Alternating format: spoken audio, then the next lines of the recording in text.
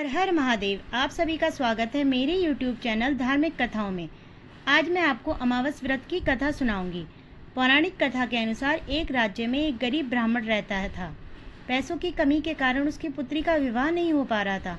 अपनी गरीबी से परेशान होकर एक दिन ब्राह्मण दंपति ने एक साधु से उपाय पूछा। तो साधु ने बताया कि पास के गाँव में एक धोबिन है जो अपने बेटे और बहू के साथ रहती है।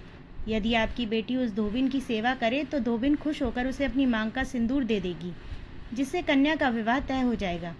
यह सुनकर कन्या धोबिन के घर जाकर सारा काम करने लगी और इसका पता धोबिन व उसकी बहू को नहीं चल पाया।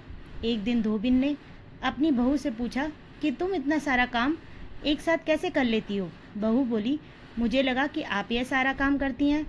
धोबिन चौंक गई और उसने नज़र रखना शुरू कर दिया। धोबिन ने जब सुबह उठकर देखा तो एक कन्या चुपचाप उसके घर का सारा काम कर रही थी। कई दिनों तक ऐसा चलता रहा। एक दिन धोबिन ने कन्या से कारण पूछा। कन्या ने साधु द्वारा कही गई सारी बातें धोबिन को बता दी।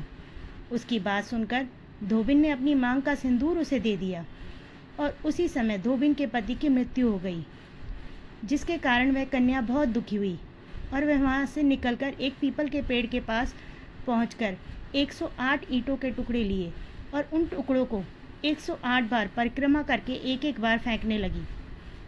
कन्या ने ऐसे करने से धोबिन का पति जीवित हो गया। पीपल के पेड़ की परिक्रमा के कारण कन्या को शुभ फल की प्राप्ति हुई। अमावस्या की पूजन विधि बताऊंगी अब मैं आपको। अमावस्या के दिन पूजा करने के लिए सबसे पहले ब्रह्म मुहूर्त में उठकर सभी कामों से निवृत्त होकर स्नान कर लें।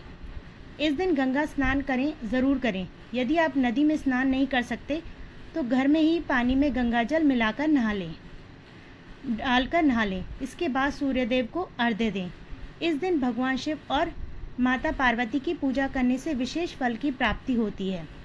अमावस्या के दिन अपनी योग्यता के अनुसार दान पुण्य अवश्य करना चाहिए। बोलो हर हर महादेव। इससे हर मनोकामना पूर्ण होती है।